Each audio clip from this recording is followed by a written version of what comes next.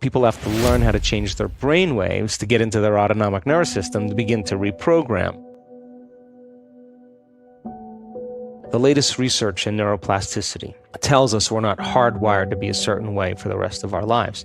The latest research in epigenetics says we're not doomed by our genes, that in fact we're marvels of adaptability and change. So as a person started to contemplate and think about, who do I want to be when I open my eyes? What would it be like to be happy? What would it be like to live a new life?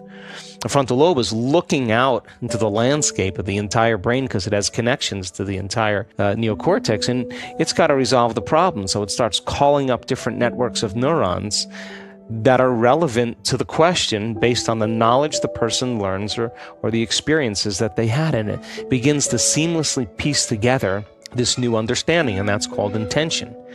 And so if you're reading a book about how to become more happy, or if you're reading a book on how to be a leader in your life, or you're studying the process, every time you learn something new, you add new connections to your brain. So now you have the raw materials for you to imagine even more. The act of mentally rehearsing begins to install the neurological hardware in your brain to look like it's already happened. Now, the brain is typically a record of the past, but the moment we install the neurological hardware, it becomes a map to the future. And you keep doing that, the hardware becomes a software program, which means you start thinking like a genius. You start acting like a happy person because there's no mystery there, because you installed the circuits. And then these people didn't wait for their wealth or their health to feel gratitude and to feel empowered or to feel love, a love for life. They began to feel those emotions ahead of the experience.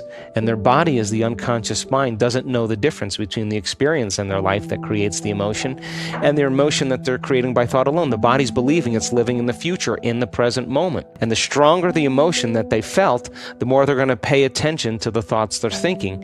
And now all of a sudden, they're changing their biology from living in the past present reality to living in the future present reality. And I was so intrigued by this process that I went back to school to study neuroscience, because it was the answer. In the internal process of rehearsing and imagining, they had long moments where they lost track of time and space, where when they opened their eyes, they thought it was maybe 15, 20 minutes later, and it was an hour and 15 minutes later.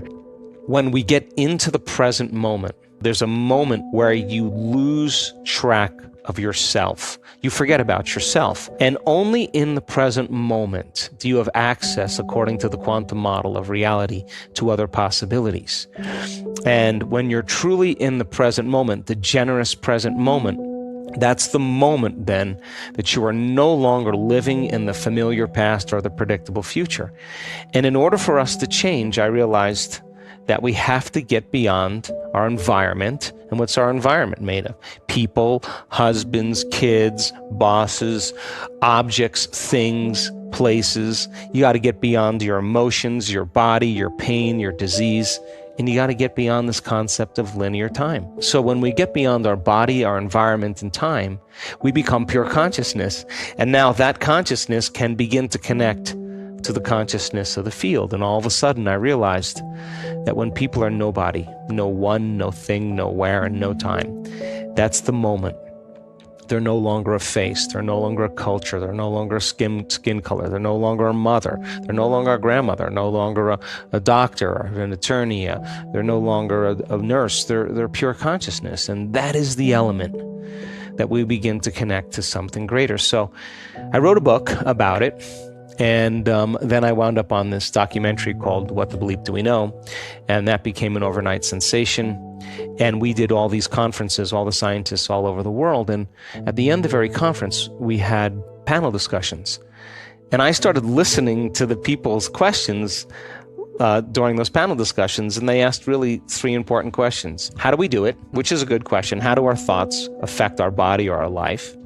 Second question, if our personality creates our personal reality, and it does, and our personality is made up of how we think, how we act, and how we feel, in order for me to change my personal reality, I have to change my personality. Why the hell is it so hard to change? And I thought that was a really good question. And the third thing was, what do you do? So I started teaching these Friday night, all day Saturday events and giving people the understanding of brain science and brain waves and the quantum model, and showing them pictures of neurons connecting and disconnecting, what neural nets are and how the brain works and what focus concentration looks like, and begin to create something where people could really begin to practice at home. And basically I said, okay, well, if these are the 4 principles that these people used in my first book to heal based on my investigation, it should work for sick people or normal people. The process is exactly the same. We got to unlearn and relearn. We got to break the habit of the old self, reinvent a new self. We got to unfire and unwire and refire and rewire. We have to prune synaptic connections and sprout new connections. Unmemorize emotions stored in the body, and then we have to recondition the body to a new mind and to a new emotion, to stop signaling the same genes in the same way and begin to signal new genes in new ways, to pull our attention and our energy out of the familiar past and begin to invest our attention and energy into a new future, to go from the known to the unknown. The model was built, and we started doing these workshops all over the world, from Australia to Mexico to Colombia to Canada to the United States to South Africa to all over Europe. We were teaching these events, and to be honest with you, the first year I didn't see many changes. We saw some people be happier, a greater sense of well-being, but no real breakthroughs. But at the end of these introductory level courses, people would ask, can you teach another level? So then I taught a level 2, and then at the end of that, they said, could you teach another level? Then we taught a level 3, and then they said, can you teach another level? And I said, I don't know anything else. But right around that point, I started having some really profound mystical experiences. Those mystical moments were so profound that I couldn't go back to be Joe Dispenza again. And all of a sudden, I realized that every time I had one of those mystical moments, the first thing that I came to when I came back to who I was I have this all wrong. Like some layer of conditioning, how we're so unconscious to how we view the world. Some layer, some veil was lifted. And then all of a sudden, I got very passionate about the mystical, and so we started teaching a level 3.5. And then right around this time, all of a sudden, people started sending the emails in. My God, I was diagnosed with this condition. I was trying to get this job, and I changed my energy, and I changed this, and I started doing the work, and my body's healthy. Here's the blood tests, here's the scans. And all of a sudden, we started seeing that it started to catch on. And so I wrote my second book called Breaking the Habit of Being Yourself. It was a great success, and there was a great meditation in there and a how-to.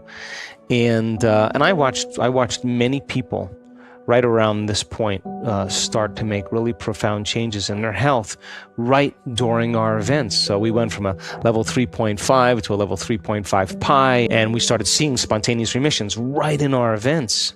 And all of a sudden, I knew that I had to change everything. So then I gathered a team of scientists and researchers and said, what is going on here? I knew that it was happening in real time, so I gathered a team of researchers and scientists, and we started measuring. We started measuring brain waves. We've done over 8,000 quantitative scans on the brain, measure people that came into our event. We started doing 4.5-day, 5 days events so that we could have people for a substantial amount of time measure their brain before they came. At the end of 4 or 5 days, measure their brain at the end. And I would say, I want to know the changes are not just in their mind. And all of a sudden, we realized that we had, in our first 2 advanced workshops, these 4 and 5 day events, when we started studying the brain scans, 91% of the people that came had a more than 80% change in their brain for the better. So we knew that we were doing something really right.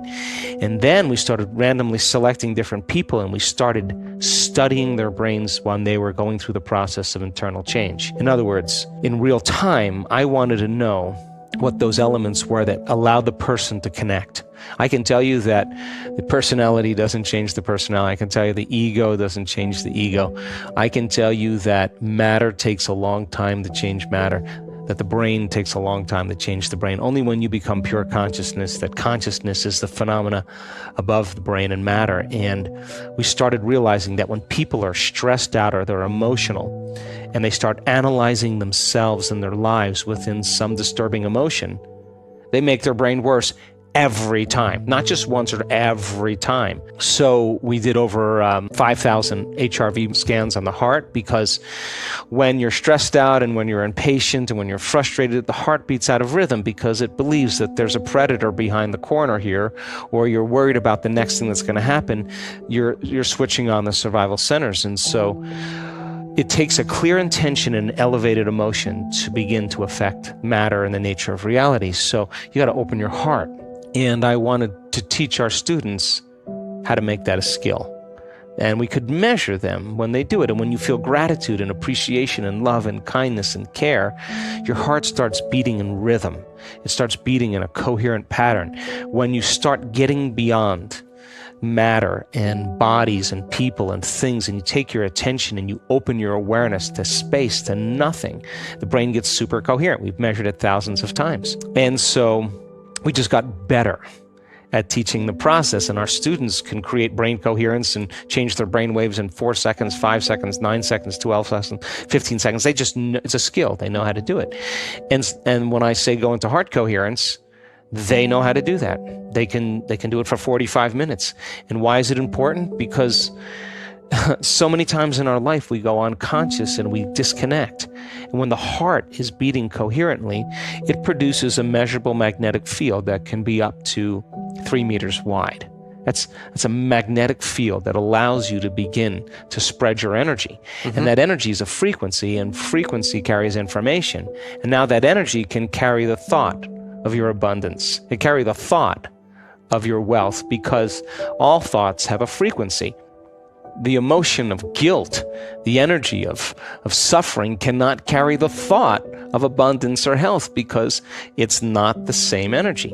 And just like you could say, I'm healthy, I'm healthy, I'm healthy, I'm healthy with your conscious mind, and if your body's been emotionally conditioned into unhappiness or pain, that thought never makes it to your body, and there's no connection between the mind and body. So when people elevate their emotional states, like in a state of gratitude, the emotional signature of gratitude means the event has already happened. It means when you give thanks, you're getting something. So when you start giving thanks, your body's in a perfect state of receiving. So we want people to change their energy and to create this heart coherence, and we want to measure them. We want to know that we can say to them, you're doing it or you're not doing it.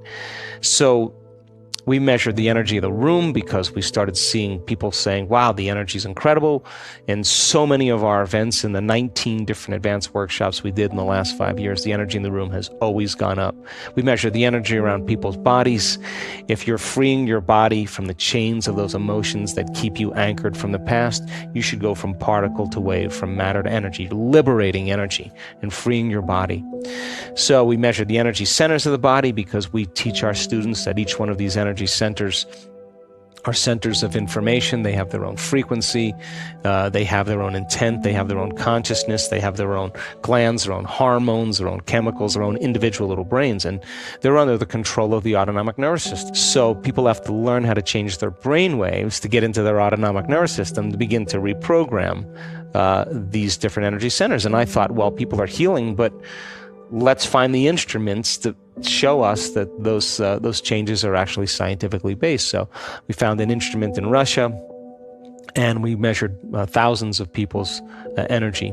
We also have done measurements on immune regulation, and we found that just a few times a day, 10 minutes a day for 4 days, just elevating your emotional state will strengthen your immune system by more than 50%. We've measured genetic changes. We've measured 7,500 different gene regulations, and our students have changed their genetic expression in 4 days. Genes that downregulate tumors and cancer growth, genes that are responsible for neurogenesis, not just making new connections, but the growth of new neurons in response to novel experiences and learning. The gene that stimulates or downregulates oxidative stress and begins to cause the body to move back into balance, anti-cancer, anti-aging, anti-heart disease, anti-stroke, anti-neurodegenerative. The gene that activates stem cells to go to damaged tissues and repair them. The gene that activates microtubules. The microtubules are the skeletal structures of the cell that vibrate and emit light, coherent light and information. And when cells are diseased or out of balance, those different harmonics are causing the cells to emit different frequencies, and the frequencies can't carry the information, and that's what causes the cells to begin to break down. Well, we now know that the microtubules, the gene when the microtubule gets signaled, that they're resonating at a greater frequency. And so our most recent research was measuring telomere lengths. And telomeres are the little DNA shoestrings that every time a cell divides, it gives up a little of that shoestring. And so the body begins to biologically age. So my question was, could we reverse that? So we randomly selected 32 people. We asked them to do meditation for 60 days. And 74% of those people had a change for the better in their telomere length. We had 40% have a significant change, and we had 23% have a dramatic change. In other words, they got a certain percentage of their life back. One lady, we measured the telomeres at the beginning of the event. 4 days later, we measured the telomeres, and we measured the telomeres 60 days later. The scientist said to me, you're not going to see any changes in telomeres 4 days later, because telomeres, as I understand, it's like hair or fingernails. They take time to grow. But I said to the scientists, we're witnessing people get their hearing back in one meditation. Why not once, not twice, not 3 times? We have people with skin rashes come out of a meditation and the skin rash is gone. They're getting a biological upgrade. So I said, well, if it's happening in no time, it's not a Newtonian phenomenon. It's not matter changing matter. Like, we're talking about energy changing matter, which is a quantum phenomenon. And I said, if that's happening, is it possible that their telomeres could lengthen in a very short amount of time? And he paused for a long time, and then he said, I think it is possible. I said, well, I'm willing to spend the money to see if it's true. And we had one lady lengthen her telomeres in 4 days, which is really, really significant. So anyway, I gathered all this data, and I wrote a book called You Are the Placebo, Making Your Mind Matter. And I had thought, well, hell, if you understand the science of the placebo, giving someone a sugar pill or a saline injection or performing some false surgery or procedure, a certain percentage of those people will accept, believe, and surrender to the thought that they're getting the real substance or treatment, and they begin to program their autonomic nervous system to make the exact pharmacy of chemicals equal to the substance they think they're taking. Now, that's not light dinner conversation. That means then that pill, which is an inert substance, is a symbol that represents a possibility in the quantum field.